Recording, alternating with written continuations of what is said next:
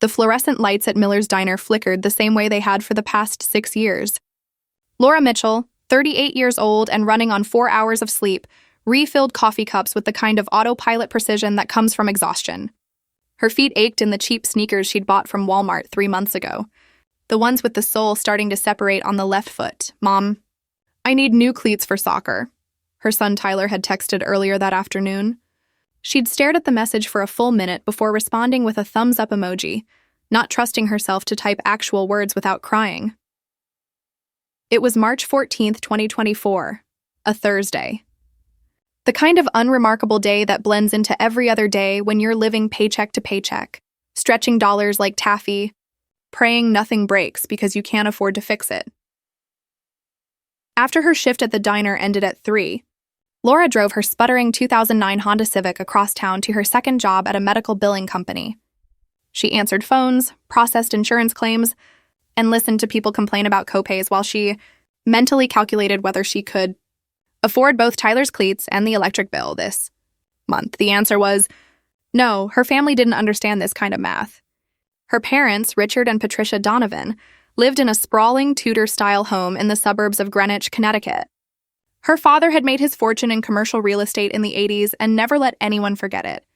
Her mother spent her days at the country club, playing tennis and gossiping with women who measured their worth in carat weights and vacation homes. Laura's younger sister, Beth, had married a hedge fund manager and lived in a glass and steel monstrosity in Stamford with her 2 perfect children who attended a private school that cost more per year than Laura made total. Her older brother, Marcus, ran their father's company now and drove a Tesla that cost more than Laura had earned in the last 3 years combined. They all looked at Laura the same way, with a mixture of pity and contempt, like she was a stray dog that kept showing up at the back door despite being told repeatedly to go away. "I don't understand why you can't just get a better job," her mother had said last Christmas, sipping champagne while Laura drank water because even wine seemed like an unnecessary expense. "It's not that hard, Laura. You're just not trying hard enough." The divorce had been finalized 7 years ago. Tyler's father, Derek, had left her for his dental hygienist and now lived in Florida, sending child support payments so sporadically that Laura had stopped expecting them at all. The lawyer had cost money she didn't have. The court battles had drained what little savings she'd managed to scrape together. Her family's response? "We told you he was trouble. You never listen." After her billing shift ended at 11:30 that night, Laura sat in her car in the dark parking lot, her head resting against the steering wheel. She was so tired. Not just physically tired, but the kind of bone-deep exhaustion that comes from knowing that tomorrow will be exactly like today, and the day after that, and the day after that. On the passenger seat was her purse, and inside it, crumpled at the bottom beneath old receipts and a broken hair tie, was a lottery ticket. She'd bought it on impulse at the gas station while filling up her tank. $20 of gas, carefully measured, and $2 for a Powerball ticket. It was stupid. It was throwing money away. But for those $2, for just a moment, she'd allowed herself to dream. What would she do with $18 million? She'd laughed at herself as she tucked the ticket into her purse. People like her didn't win the lottery. People like her just kept working, kept struggling, kept being told they weren't trying hard enough. Laura drove home to her 1-bedroom apartment in a building where the heat barely worked and the neighbors upstairs fought loud enough to rattle the ceiling. Tyler was asleep on the pull-out couch in the living room because she'd given him the only bedroom. She was a good mother, even if she was a failure at everything else. She brushed her teeth, washed her face, and crawled into the narrow single bed wedged against the wall. Her alarm was set for 5:30. She'd be up before Tyler, making him breakfast, packing his lunch with whatever she could pull together. Her last thought before falling asleep was that she'd forgotten to check the lottery numbers. Laura's alarm went off at 5:30, the shrill beeping cutting through the darkness like a knife. She slapped it off and lay there for a moment, staring at the water stain on the ceiling that looked like a deformed butterfly. Tyler had soccer practice after school. She'd need to be at the diner by 6, work until 3, then rush to pick him up by 4:30. Her evening billing shift had been moved to tomorrow, which meant tonight she might actually have time to help Tyler with his history homework. She made coffee in the ancient coffee maker that sputtered and hissed, then scrambled eggs while checking her phone. A text from her mother. Family dinner Sunday at 6. Don't be late this time. No. How are you? No. Hope you're doing well. Just a command. Laura deleted the message and opened her news app while the eggs cooked. The top story caught her eye. Record Powerball jackpot won. Single ticket sold in Connecticut. Her hand froze on the spatula. She grabbed her purse from the counter where she'd dropped it last night, digging through the debris at the bottom until her fingers closed around the crumpled lottery ticket. Her hands were shaking as she smoothed it out on the counter, the numbers on her phone screen. The numbers on her ticket. Powerball, 18, she checked again. And again. And a fourth time, Powerball, 18, the eggs started to burn. The smoke detector started beeping. Tyler stumbled out of the living room, rubbing his eyes. Mom, what's burning? Laura couldn't speak, couldn't move, couldn't breathe. Tyler turned off the stove and waved a dish towel at the smoke detector until it stopped beeping. Mom, are you okay? She looked at her son. 14 years old, wearing basketball shorts he'd outgrown and a t-shirt with a hole in the collar. His cleats were held together with duct tape. She'd been planning to tell him he couldn't play soccer this season because they couldn't afford the fees. I'm fine, she whispered. I'm fine, but she wasn't fine. She was holding $18 million in her hand. After dropping Tyler at school, Laura didn't go to the diner. She called in sick for the first time in 3 years, her voice shaking as she lied about stomach flu. Then she drove aimlessly, the ticket in her pocket feeling like it was burning through her jeans.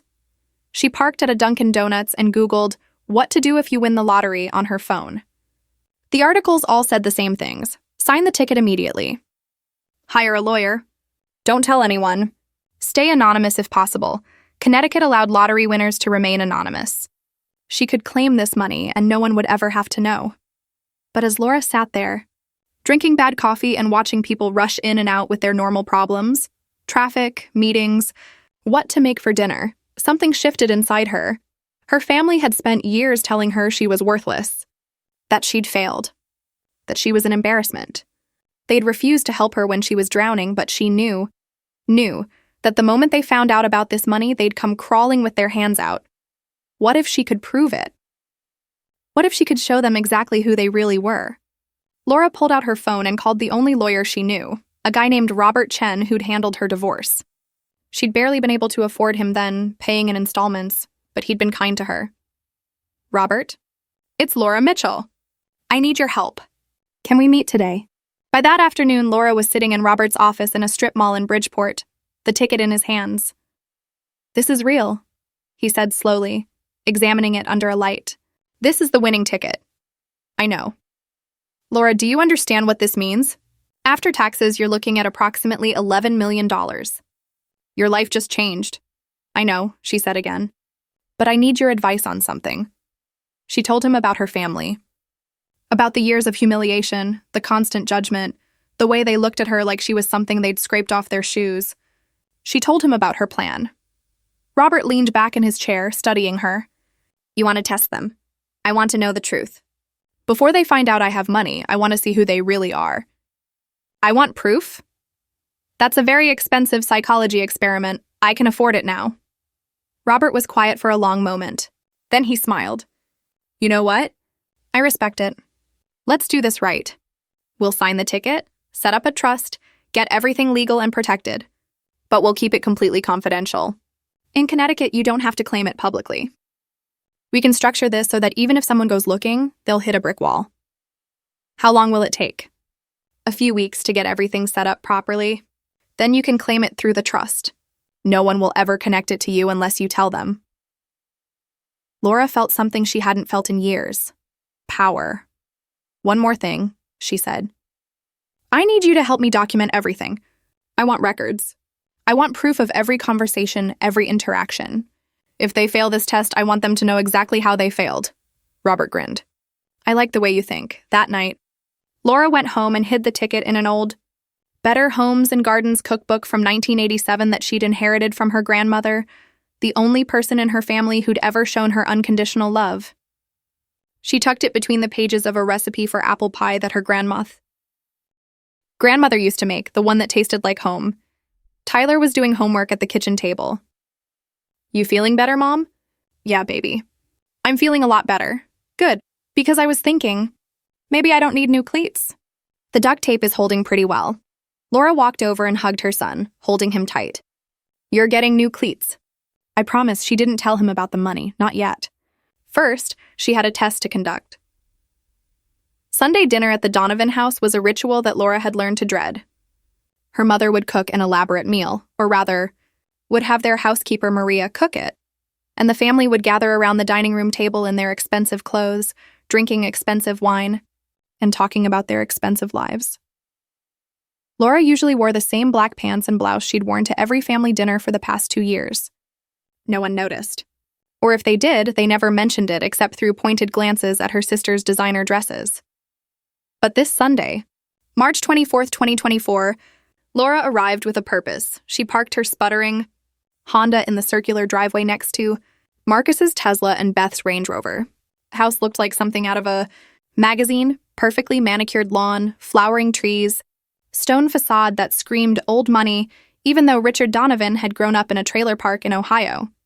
Her mother opened the door wearing pearls and a look of mild disapproval. You're late. Traffic, Laura lied. She'd actually been sitting in her car for 15 minutes rehearsing what she was about to do. The family was already seated in the dining room. Her father at the head of the table, reading something on his iPad. Marcus next to him, checking his phone.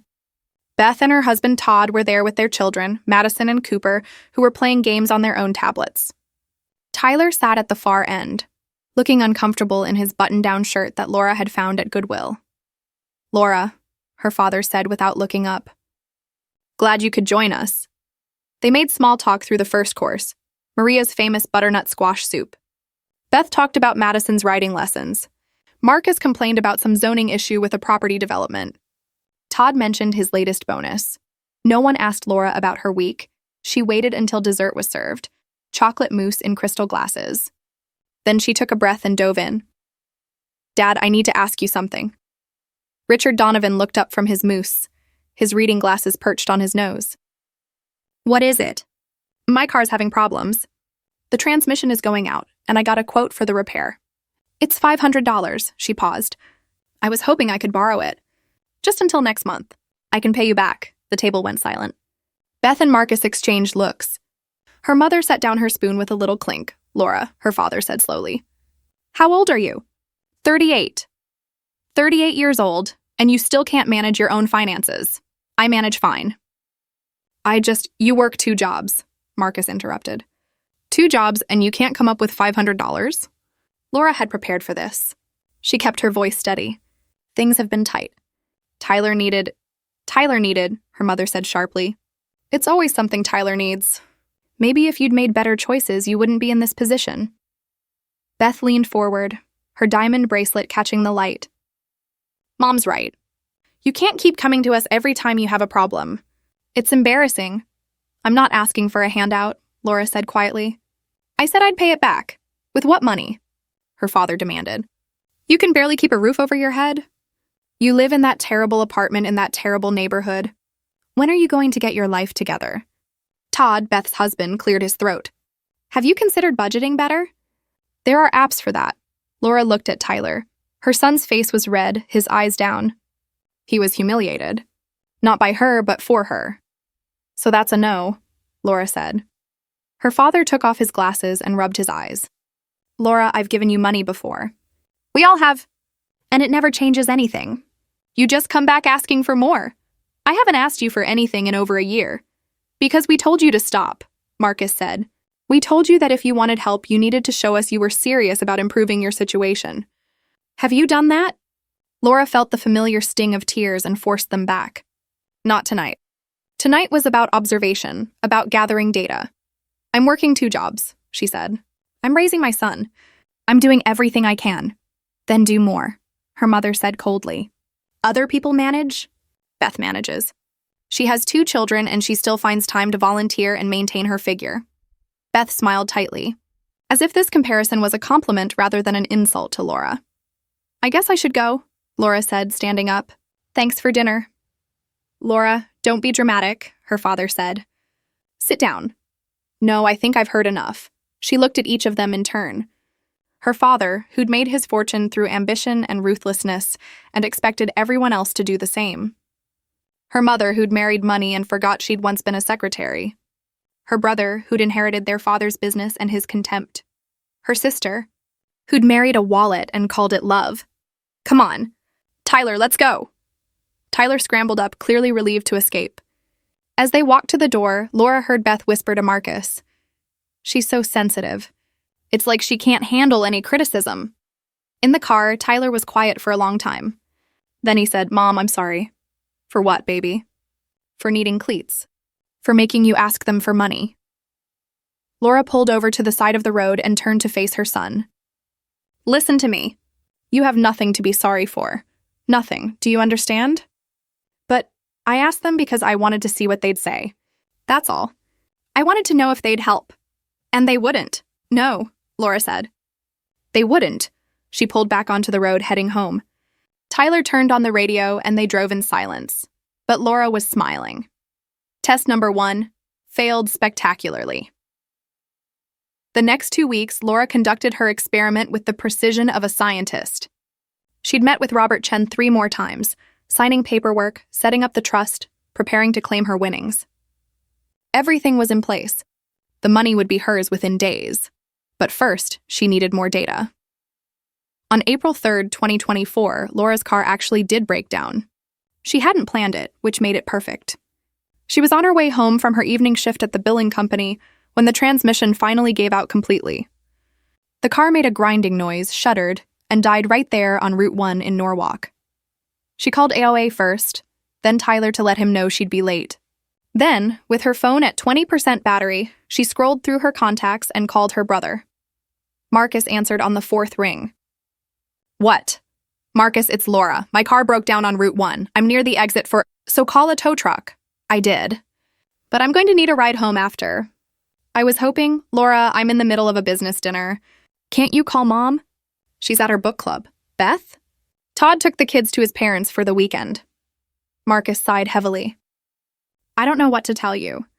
"Call an Uber." "I can't afford an Uber right now." "Marcus, please. I'm stranded on the side of the highway." "Then I guess you should have taken better care of your car." The line went dead. Laura stared at her phone, standing on the shoulder while cars whipped past at 60 miles an hour.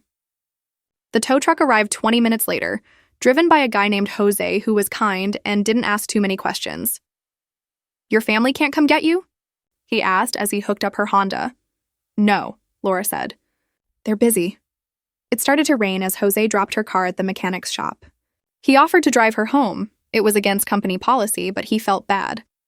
Laura almost said yes, but then she saw someone she recognized.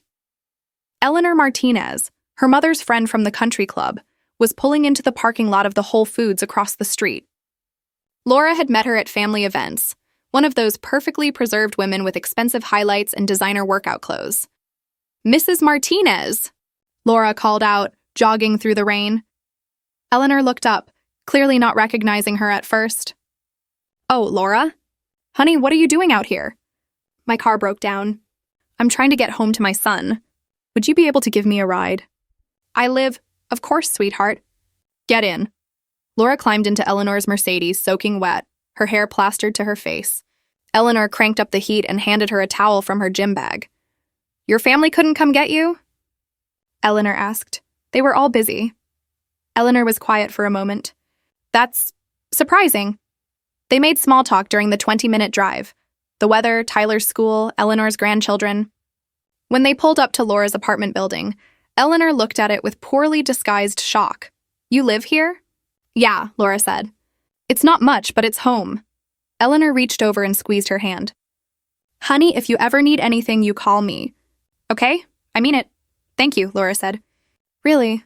She got out and watched Eleanor drive away, her expensive car disappearing into the rainy night.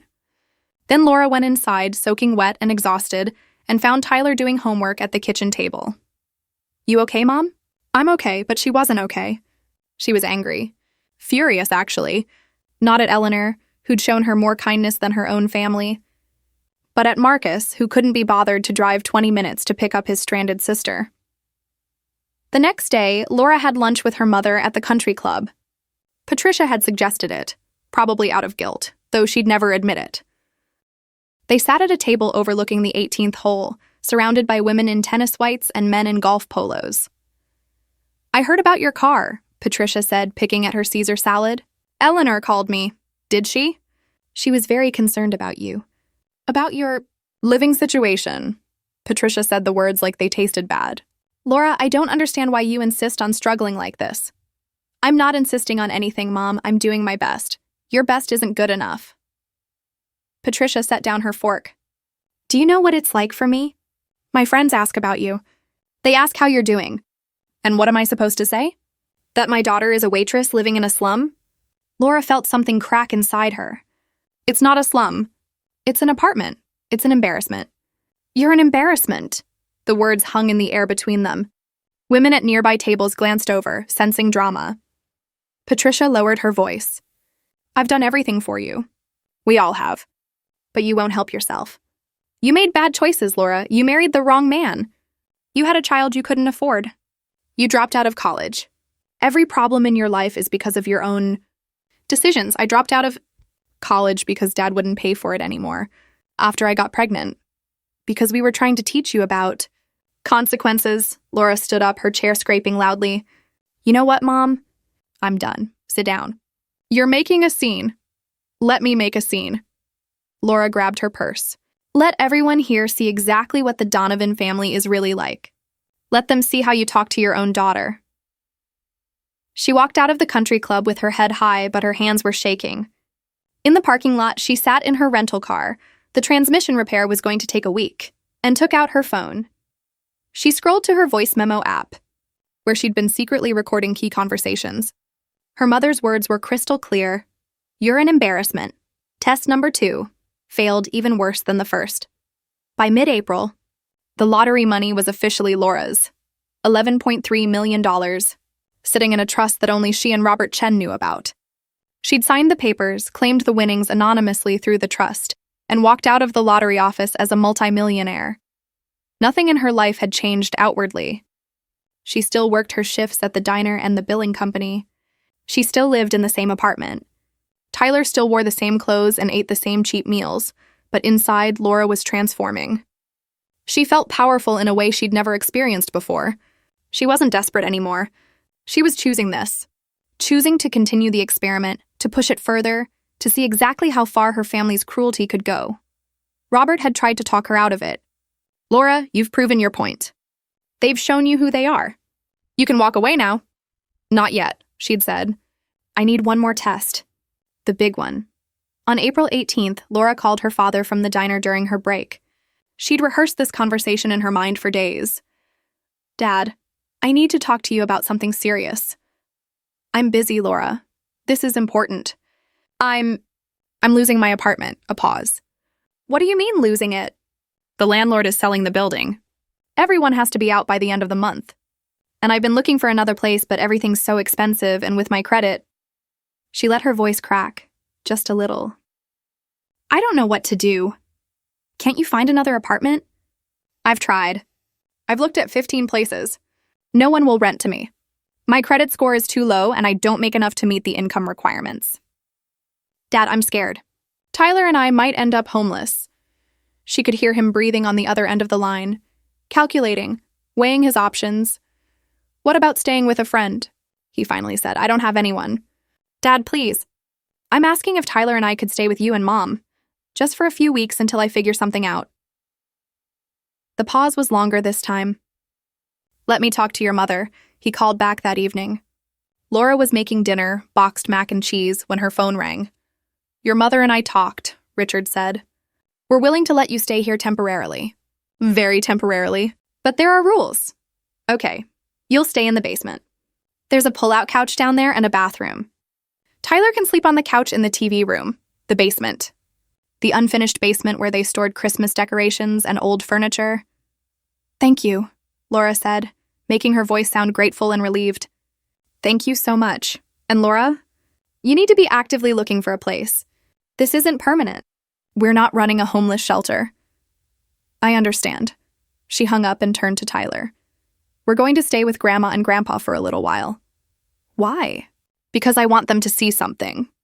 She knelt down in front of her son. "Tyler, I need you to trust me. Things are going to be weird for the next couple weeks. But I need you to play along. Can you do that?" "What do you mean?" "Just follow my lead. Whatever happens, remember that I love you and I have a plan." "Okay?" Tyler looked confused but nodded. "Okay, Mom." On April 22nd, Laura and Tyler moved into the Donovan house with 2 suitcases and a garbage bag full of clothes. Patricia met them at the door with a pinched expression. "The basement is through the kitchen," she said. "I expect you to keep it clean." The basement was cold and smelled like mildew. The pull-out couch was lumpy and stained. There was a tiny bathroom with a toilet and sink, but no shower. They'd have to use the one upstairs. Laura set down her suitcase and smiled. This was going to be perfect. The first few days were exactly as she'd expected. Beth came over with her kids and made pointed comments about how cozy the basement was. Marcus stopped by for dinner and acted like Laura and Tyler weren't even there, but it was the little things that really showed her the truth.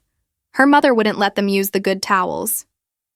They had to eat after everyone else finished and clean up their own dishes immediately.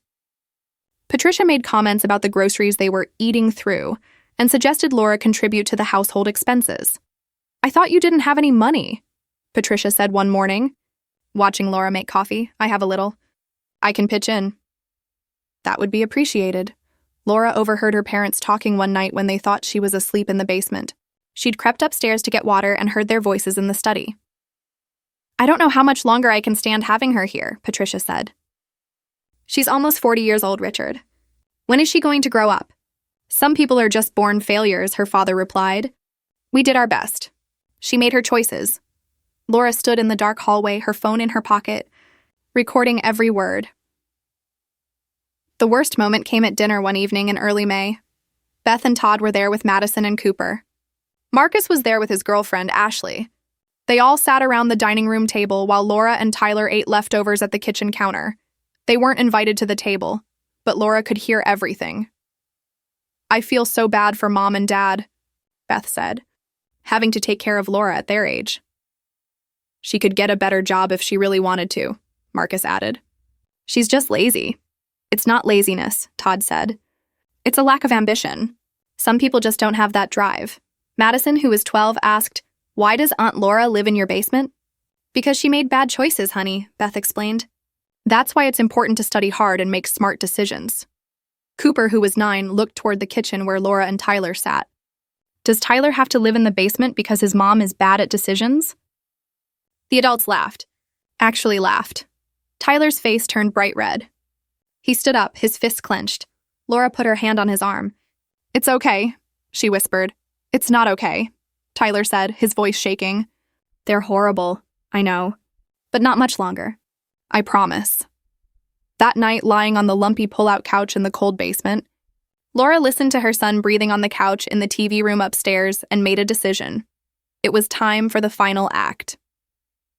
On May 8th, 2024, Laura woke up early and drove to downtown Hartford. She wore the nicest clothes she owned, the black pants and blouse from family dinners, and carried a folder full of documents that Robert Chen had prepared for her.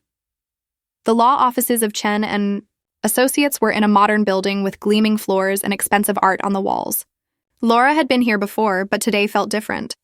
Today she wasn't asking for help. She was claiming what was hers. Robert met her in his office, smiling. "Ready for this?" More than ready. They went over the final details. The trust was established, the money was protected, and Laura's identity as the lottery winner was completely secure. Connecticut's privacy laws meant that no one could trace the winning ticket back to her, but that wasn't why she was here today. "I want to buy a house," Laura said. "In Greenwich." "Near my parents?" Robert raised an eyebrow. "How near?" "Right next door, if possible. There's a property for sale 2 houses down from them." I looked it up. "It's been on the market for 3 months. That's a $4 million house, Laura." "I can afford it," Robert grinned. "You're really going to do this?" "I'm really going to do this." They spent the next 3 hours with a real estate attorney, making an all-cash offer on the house. It was a beautiful colonial with 6 bedrooms, a pool, and a circular driveway. Laura had driven past it a dozen times in the last week, imagining what her mother's face would look like when she saw the moving trucks. By that afternoon, the offer was accepted. Laura Mitchell, Waitress, single mom, family embarrassment, had just bought a house 2 doors down from her parents for $4 million cash. The next morning, she met with a financial advisor. Robert had recommended him, a guy named David Patel who specialized in helping lottery winners manage their money. First rule, David said, don't go crazy. You have $11 million, which sounds like a lot, but it can disappear quickly if you're not smart. I'm planning to be very smart, Laura said. They set up a structured plan. $2 million for the house, leaving $9 million. $6 million would go into diversified investments, stocks, bonds, real estate trusts. $1 million into a high-yield savings account for emergencies. $1 million into a college fund for Tyler. The remaining $1 million would be her spending money, for living expenses, travel, whatever she wanted. You could live comfortably on $50,000 a year just from investment returns, David explained. More if the market does well. You'll never have to work again if you don't want to. Laura thought about the diner, the grease-stained uniform, the aching feet. She thought about the billing company, the fluorescent lights, the headset that left grooves in her hair. I'm done working, she said. I quit. She called both jobs that afternoon and gave them the news. Her manager at the diner sounded genuinely sad to lose her. Her supervisor at the billing company barely reacted. Tyler came home from school to find his mother sitting on the basement couch, smiling. What's going on? He asked. Sit down, baby. I need to tell you something. She told him everything. The lottery ticket, the $18 million, the test she'd been conducting on the family. Tyler's eyes got wider and wider. We're rich? He whispered. We're comfortable, Laura corrected. And we're going to be smart about it. But yes, we don't have to worry about money anymore. Tyler was quiet for a long moment. Then he said, They've been so mean to you? I know. To both of us. I know. What are you going to do? Laura smiled. I'm going to show them exactly who they are. Over the next 2 weeks, Laura continued to live in the basement, playing the role of the struggling single mother. She pretended to go to job interviews. She talked about looking at apartments in bad neighborhoods. She acted grateful for her parents' hospitality, but secretly she was planning. The house was being prepared. Furniture was being delivered. Her things, the few possessions that actually mattered to her, were being moved in by professionals she'd hired. Tyler's new bedroom had a walk-in closet bigger than their entire old apartment. Robert helped her set up financial accounts, credit cards in her name with the trust as backing, and all the legal protections she'd need. She was no longer just Laura Mitchell, struggling waitress. She was Laura Mitchell, millionaire. But nobody knew it yet. On May 20th, Laura's mother commented at breakfast, You've been here almost a month. Have you found an apartment yet? I'm working on it, Laura said, buttering toast with the cheap margarine Patricia bought specifically for guests. Well, work faster, Patricia said. Your father and I didn't plan on having permanent house guests. Laura looked at her mother, this woman who'd given birth to her, who was supposed to love her unconditionally, and felt nothing but pity. Don't worry, Mom, Laura said softly. I'll be out of your hair very soon. That evening, Laura drove past her new house. The for sale sign had been taken down. The landscapers had finished. The place looked like something out of a magazine, even more beautiful than her parents' house. She couldn't wait to see their faces. On May 24th, 2024, Laura sent a text to the family group chat, the one where she was always the last to respond, the one where her messages were often ignored. The text said, I'd like to take everyone to dinner this Saturday. My treat, to say thank you for everything and to say goodbye properly. Please come. It's important. 7 p.m. at the Boathouse in Greenwich. The Boathouse was the most expensive restaurant in Greenwich. Laura had eaten there once years ago for Beth's birthday and had ordered the cheapest thing on the menu while everyone else had lobster. Her phone started buzzing immediately. Beth, you're taking US to dinner? How are you paying for this? Marcus, what's this about goodbye? Her mother called directly. Laura, what's going on? I just want to do something nice for the family. To thank you for letting me stay with you. You can barely afford rent. How are you paying for dinner at the Boathouse? I have some savings, Laura lied smoothly. I've been putting a little aside. Please, Mom, it would mean a lot to me. Patricia was quiet for a moment. Fine, we'll be there. But this better not be some scheme where you expect us to pay. It's not, Laura promised. Everything's taken care of. Saturday arrived. Laura woke up early in the basement for the last time. She'd already moved most of her and Tyler's things to the new house, doing it in small loads, late at night when her parents were asleep. They hadn't noticed. They never noticed anything about her. She showered upstairs, using the good towels for the first time, and smiled when her mother snapped at her for it. Those are for guests. I am a guest. Mom. She dressed carefully, not in her usual cheap clothes, but in an outfit she'd bought specifically for this occasion. A simple but elegant navy dress from Nordstrom, the first new dress she'd bought in 5 years. Pearl earrings that had belonged to her grandmother. Low heels that actually fit properly. When she came upstairs, Patricia looked her up and down. Where did you get that dress? I've had it for a while, Laura lied. Tyler came out in new clothes too, khakis and a button-down that actually fit him, that Laura had secretly bought earlier that week. You both look nice, Richard said, surprised. What's the occasion?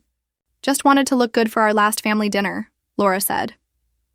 They arrived at the boathouse at 6:45. Laura had made the reservation for 7, but she wanted to be early. She wanted to be the one waiting, for once, instead of the one rushing in late and apologetic. The restaurant sat on the water, all glass and white tablecloths and sparkling chandeliers. A pianist played softly in the corner. The host recognized money when he saw it, and he saw it in Laura's bearing tonight, the confidence, the lack of apology in her posture. Reservation for Mitchell, Laura said. Party of 10? Of course, Ms. Mitchell, right this way. He led them to a private section overlooking the water. The table was set beautifully, with fresh flowers and candles. Laura had called ahead and arranged everything. Her family arrived in clusters. Beth and Todd with the kids all dressed up and looking curious. Marcus and Ashley fashionably late. Her parents dressed like they were attending a gala. This is quite the table, Patricia said, sitting down and immediately picking up the menu. Her eyes widened at the prices. Laura, are you sure about this? Completely sure, Laura said. The waiter came over. May I start you with drinks? We have an excellent champagne selection. We'll take a bottle of Dom Perignon, Laura said calmly. Her mother's head snapped up.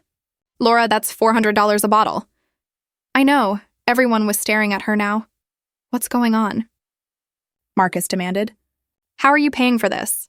Order whatever you want, Laura said, ignoring the question. Tonight is on me. Celebrate. She could see the confusion on their faces. The suspicion? Beth whispered something to Todd. Her father was watching her like she was a puzzle he couldn't solve. They ordered appetizers, entrees, sides. Beth and Patricia tried to order modestly at first, but Laura insisted they get whatever they wanted. Marcus ordered a $200 steak. Ashley got the lobster. Madison asked, Aunt Laura, did you win the lottery or something? The table went silent. Laura smiled at her niece. Something like that, sweetie. The food came. It was incredible. The kind of meal Laura used to dream about when she was eating ramen for the 3rd night in a row. She watched her family eat, watched them drink the expensive champagne, watched them slowly relax into the luxury of it all. They started talking like they always did, about their lives, their accomplishments, their plans. No one asked Laura about her life. No one asked Tyler about school. They just assumed this was some kind of last hurrah, some final desperate attempt to impress them before she slunk off into poverty again. Dessert came, chocolate lava cake, creme brulee, tiramisu. Tyler got a massive ice cream sundae that made him grin. The waiter approached the table with a leather folder. Ma'am, whenever you're ready. He tried to hand it to Laura, but Patricia reached for it. Let me see how much this... The waiter smoothly pulled it back. I'm sorry, ma'am, but Ms. Mitchell's card is already on file. This is just the receipt for her records. Patricia's eyes narrowed. Card on file? Laura took the folder and glanced at the receipt. $3,200 for dinner. She'd spent more than that on Tyler's bedroom furniture last week. Yes, Laura said calmly. I called ahead and gave them my card. I wanted everything to be smooth tonight. What card? Marcus demanded. You don't have a credit card. Your credit is destroyed. Laura pulled out her new wallet, Prada, another recent purchase, and extracted a black American Express card. She laid it on the table. I got a new card. Beth leaned forward, squinting at it. That's a Centurion card. You can't just get one of those. You need to be invited. You need to spend hundreds of thousands of dollars a year. I qualified, Laura said simply. Her father reached for the card, but Laura pulled it back. Dad, I want to tell you all something. She had their full attention now. Even the kids had stopped playing on their tablets. I want to thank you, Laura said slowly, for the last month. For letting Tyler and me stay with you. For showing me what family really means. Of course, dear, Patricia said, but there was uncertainty in her voice. I also want to thank you for the past few years. For teaching me exactly who I could count on when things got hard. The table was very quiet now. Laura. Her father started. She reached into her purse and pulled out a folded piece of paper. She smoothed it out on the table. This is my lottery claim receipt, she said. From March 15th, 2024, I won $18 million. No one moved. No one breathed. After taxes, it came to about $11.3 million. Beth's mouth opened and closed like a fish. Marcus went pale. Her mother's hand went to her chest. That's not possible, Patricia whispered. It's very possible. I can show you the bank statements if you'd like. The trust documents. All of it. The silence at the table was deafening. In the background, the pianist was playing something soft and jazzy, and other diners were laughing and talking, but at Laura's table, no one made a sound. Tyler was grinning. He'd known this moment was coming, and he was clearly enjoying watching his family's faces. Finally, Marcus found his voice. You won the lottery. $11 million. And you didn't tell us? That's right. When? Beth demanded. When did this happen? I bought the ticket on March 13th, found out I won on March 15th, claimed it through a trust in early April. Patricia was doing math in her head, her face going through a series of expressions. You won in March. It's May now. That's 2 months. You've had this money for 2 months. Longer, actually. I had the winning ticket in March, but it took a few weeks to set everything up properly. And you didn't tell us, her father said, his voice hard. Laura met his eyes. No, I didn't. Why the hell not? Marcus exploded. We're your family. Are you? Laura asked softly. I wanted to find out. So I tested you. Tested us? I asked Dad for $500 for my car. Do you remember what you said to me? Richard shifted in his seat. You said I couldn't manage my own finances. You said I needed to get my life together. You refused to lend me $500. Because we've lent you money before, Patricia said defensively. And I never paid it back because I was barely surviving, Laura interrupted. But that's not the point. I didn't actually need the money. I had $11 million in the bank. I was testing you. Testing if you'd help me when you thought I had nothing. She turned to Marcus. When my car broke down, I called you. You were at a business dinner. Do you remember what you told me? Marcus looked away. You told me to call an Uber. Your sister was stranded on the highway in the rain. And you told her to call an Uber because you were too busy. I had clients, you had priorities, Laura said. And I wasn't one of them. She looked at her mother. When Eleanor Martinez gave me a ride home, she called you. Do you remember what you said to me the next day? Patricia's hands were trembling. Laura, you're twisting everything. You said I was an embarrassment. You said you didn't know what to tell your friends when they asked about me. You said every problem in my life was because of my own bad choices. That's not... I recorded the conversation, Mom. I have it on my phone. Would you like me to play it? Patricia went silent. Laura turned to the whole table. For the past month, I've been living in your basement. Tyler slept on a couch in the TV room. We ate leftovers at the kitchen counter while you all sat at the dining room table. We weren't invited to join you. We weren't part of the family. We were charity cases, burdens. We let you stay with us, Richard said. We opened our home. You let me sleep in an unfinished basement and made me feel grateful for it, Laura said.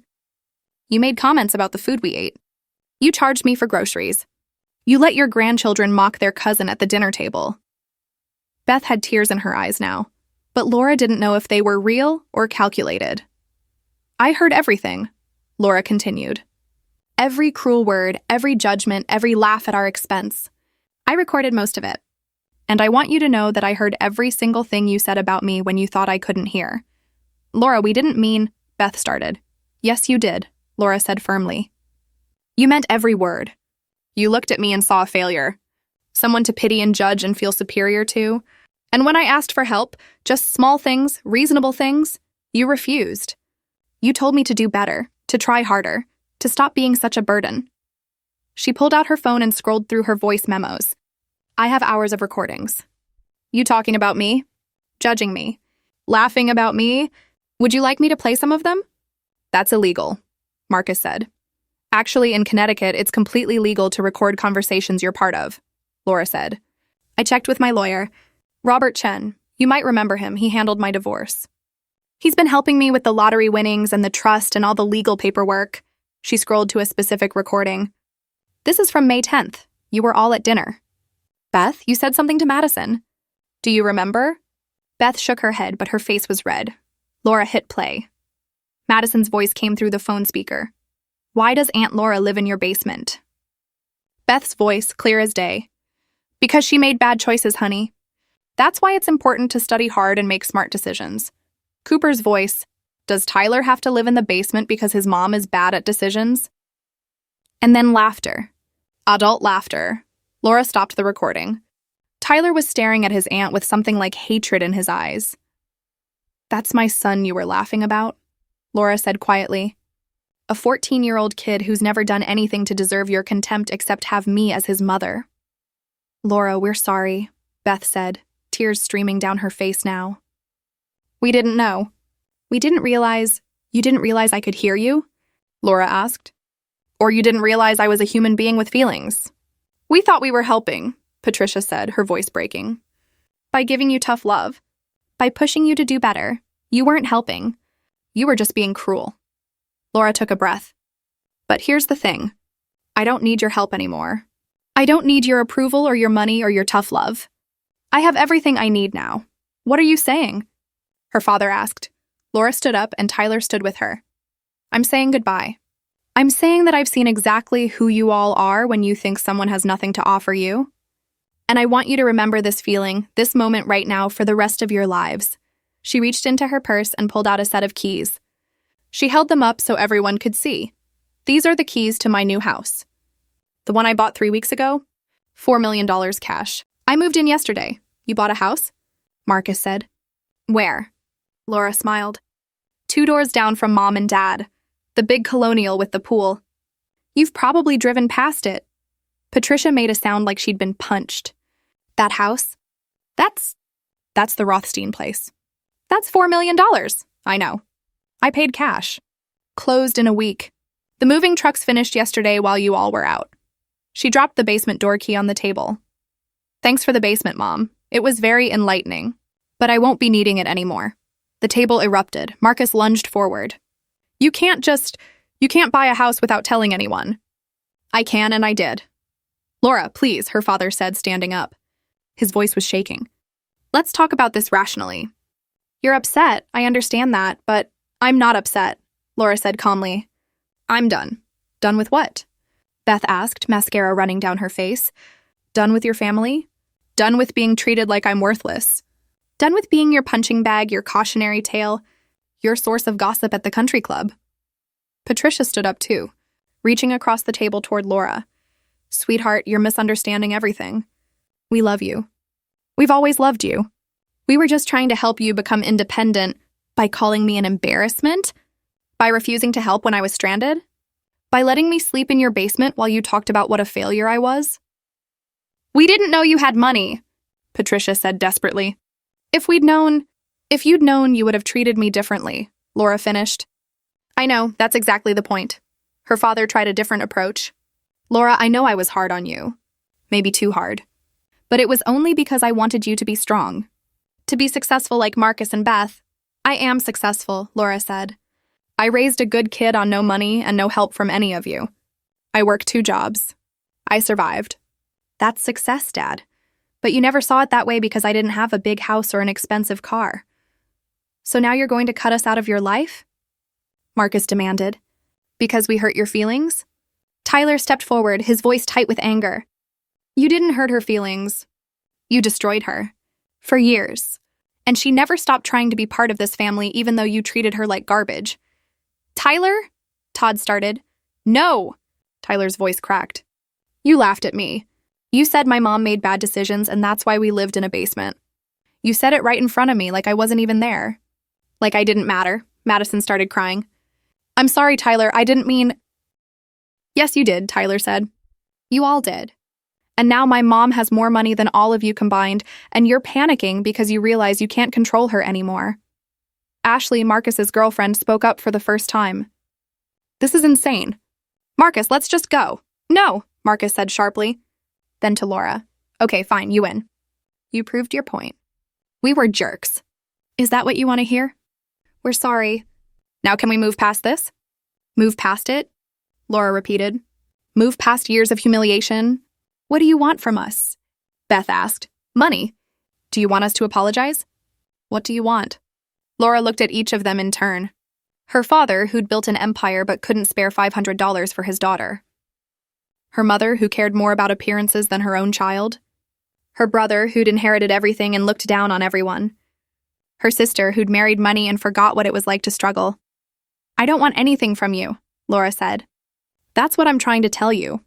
I don't need your approval anymore. I don't need your help. I don't need to prove myself to you. So that's it? Richard said, his face red now. You're just going to throw away your family? I'm not throwing away anything. I'm just done accepting scraps and pretending they're love. Patricia's voice rose to a near shriek. After everything we've done for you, we raised you. We gave you everything. You gave me things, Mom.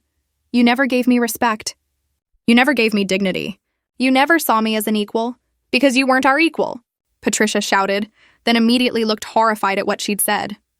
The restaurant had gone quiet. Other diners were staring now. There it is, Laura said softly. The truth. Her mother tried to backtrack. I didn't mean that came out wrong. It came out honest, Laura said. Thank you for that, at least. She looked at Tyler. Ready to go? So ready, he said. They started to walk away from the table. Behind them, chaos erupted. Laura, wait! Beth called out. We can fix this. Marcus shouted, her father's voice commanding as always. Laura Michelle Mitchell, you sit back down right now? Laura stopped and turned. No, I'm your father. I'm telling you, you're telling me what? That I have to obey you? I'm 38 years old, Dad, and more importantly, I don't need anything from you anymore. You have no power over me. She reached into her purse one more time and pulled out a stack of envelopes. She walked back to the table and placed one in front of each family member. What's this? Marcus asked suspiciously. Open them. Beth opened hers first. Inside was a check for $10,000 and a typed note. She read it out loud, her voice shaking. Beth, this is for all the times I borrowed money from you and couldn't pay it back. Paid in full with interest. We're even now. Each envelope contained the same thing. A check repaying old debts, plus interest, plus a note making it clear that Laura owed them nothing anymore. Her father stared at his check.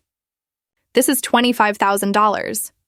That's what I calculated I owed you over the years. It's all there. Every dollar I ever borrowed. Every dinner you paid for when I couldn't afford my share. Every gift you gave Tyler that you later complained about. It's all paid back. We don't want your money, Patricia whispered. Then throw the checks away, Laura said. But don't ever say I owe you anything. Don't ever say you supported me. We're done. We're even, and we're finished. She turned to leave again. But this time her father's voice stopped her. If you walk out that door, you're no longer my daughter. Laura felt something inside her shatter and reform. Stronger than before. Good, she said. Then I'm free. She took Tyler's hand. And they walked out of the boathouse together, leaving her entire family sitting at the table in shocked silence. The valets brought Laura's car around. Not a rental. Not her old Honda, but a brand new silver Tesla Model X that she'd bought 2 days ago. Tyler whistled. This is ours? This is ours. They climbed in and Laura sat for a moment, her hands on the steering wheel, breathing. You okay, Mom? I'm perfect, she said, and she meant it.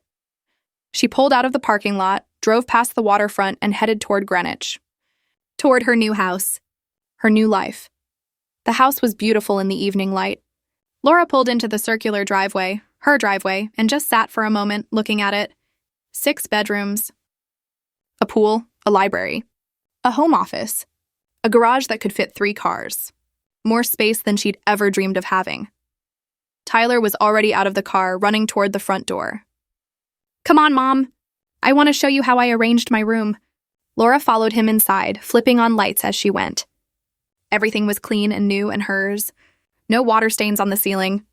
No broken heater. No neighbors fighting overhead. Her phone started buzzing immediately. Text after text. Beth, please call me. We need to talk. Marcus, you're being unreasonable. Call me back, her mother. I'm sorry for what I said. Please forgive me, her father. We need to discuss this as a family. Laura turned off her phone and set it on the kitchen counter. Tyler came back downstairs grinning. This place is amazing. I still can't believe it's real. It's real, Laura promised. They ordered pizza, expensive pizza from a fancy place that delivered, and ate it in the dining room at the table that sat 12. Just the two of them in all that space. What happens now? Tyler asked. Now we live our lives, Laura said. You finish high school. I figure out what I want to do with my time. We travel. We help people who actually need it. We're happy. What about them? Laura thought about her family, probably still sitting at the boathouse, or maybe they'd gone home to the house 2 doors down. She thought about her mother looking out the window and seeing Laura's new house, seeing her new car in the driveway. They'll either learn something from this or they won't, Laura said. Either way, it's not my problem anymore. Her phone was still buzzing on the counter, even though it was silenced. She could see the screen lighting up over and over. Aren't you going to answer? Tyler asked. No. Not even to tell them off more? Laura smiled. I don't need to. The best revenge isn't screaming or fighting or making a scene. The best revenge is being happy, being successful, being free. She stood up and walked to the window, looking out at the perfectly landscaped yard, the pool with its underwater lights glowing blue in the darkness.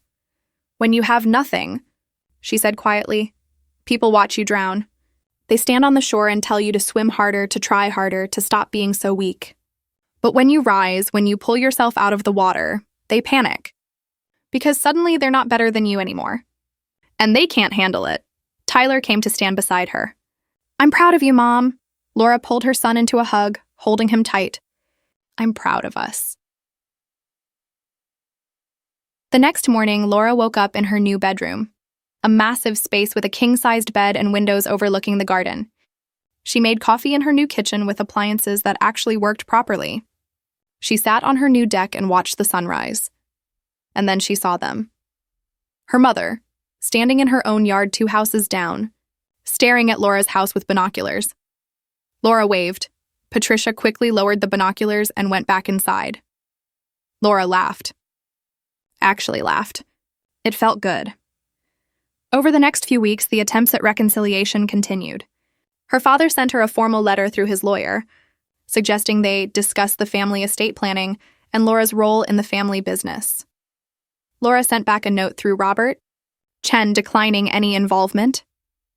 Beth showed up at her door with flowers and tears, begging for forgiveness. Laura accepted the flowers but told her sister that forgiveness would take time. Maybe a lot of time, maybe forever. Marcus tried to friend her on LinkedIn, probably hoping to use her lottery win for some business connection. She declined the request. Her mother sent cards, long letters, voicemails, all of them saying the same thing, we love you. We're sorry. Please come back to the family. But Laura had learned something crucial. Love without respect isn't really love. And she'd spent too many years accepting scraps and calling them affection. She enrolled Tyler in a private school, the same one Madison and Cooper attended, actually. The look on Beth's face at the first parent event was priceless. Laura started volunteering at a women's shelter, helping single mothers navigate the system, find resources, get back on their feet. She knew what it was like to be broke and desperate and judged. She gave them what her family had never given her, dignity and genuine help. She traveled with Tyler, Paris, London, Tokyo, places she'd only ever seen in magazines, and she was happy. Genuinely, deeply happy. One night, 6 months after the dinner at the boathouse, Laura was sitting on her deck when her phone rang. It was a number she didn't recognize. Hello? Laura? It's Eleanor Martinez. Your mother's friend? Hi, Eleanor. I heard about what happened. The whole country club is talking about it. A pause. I wanted to tell you something. That night I picked you up when your car broke down. I called your mother afterward to tell her how worried I was about you. Do you know what she said to me? What? She said, Eleanor, some people are just meant to struggle. Laura made her choices. And I remember thinking, what a horrible thing to say about your own daughter. Eleanor's voice softened. I'm glad you won that lottery, honey. I'm glad you got out. You deserved better than how they treated you. Thank you, Laura said, tears in her eyes. And for what it's worth, I think you're doing the right thing. Sometimes you have to walk away from toxic people, even if they're family. Especially if they're family. After they hung up, Laura sat in the darkness, listening to the crickets, feeling the warm night air on her skin. She thought about revenge. How she'd imagined it for so long. Dramatic confrontations, vindictive actions, burning bridges with theatrical flair. But this was better. This quiet victory. This peaceful, comfortable life where she didn't owe anyone anything. Where she didn't have to perform or prove or plead. Revenge doesn't always scream. Sometimes, it just wins the lottery. Sometimes it just walks away. Sometimes, it just chooses itself. And sometimes that's enough. Tyler graduated from high school with honors 3 years later. The graduation ceremony was at the private school, and half the Donovan family was there for Madison and Cooper. Laura sat in the audience in a beautiful dress, her hair professionally styled, her chin high. When Tyler walked across the stage, she stood and cheered louder than anyone. Her family watched from across the auditorium. They didn't approach her. They'd learned. After the ceremony, Tyler asked, "Do you ever regret it? Cutting them off?" Laura thought about the question seriously. She thought about the good times, the few that existed. Christmas mornings when she was little. Her grandmother's hugs. Moments of genuine laughter before everything went wrong. But she also thought about the bad times. The constant judgment. The cruelty. The way they'd made her feel small and worthless and broken. "No," she said finally. "I don't regret it. Because they had a choice, Tyler.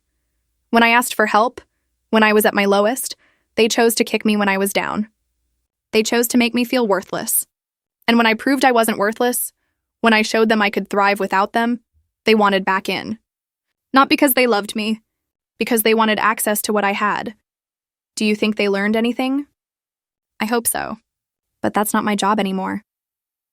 They drove home together, to the house that was filled with light and love and possibility. Laura had invested wisely. Tyler had a full college fund. She'd helped dozens of families through her volunteer work. She'd created a good life. A real life. A life built on her own terms. And every morning, when she woke up in her beautiful bedroom in her beautiful house, she felt grateful. Not for the money, though that helped, but for the clarity. For finally seeing the truth. For finally choosing herself. Her family still lived 2 doors down. Sometimes she saw them from a distance. Sometimes she heard through mutual friends that they talked about her, wondered about her, regretted losing her. But Laura had moved on. She'd learned the most important lesson. You can't make people love you the way you deserve to be loved. You can't make them see your value if they're determined to see you as worthless. All you can do is save yourself. Build your own life. Choose your own happiness. And sometimes, if you're very lucky, you win the lottery, not just the money. The kind where you finally realize you deserve better, and you walk away from people who will never give it to you. That's the real jackpot. That's the real win. And Laura Mitchell had won it all.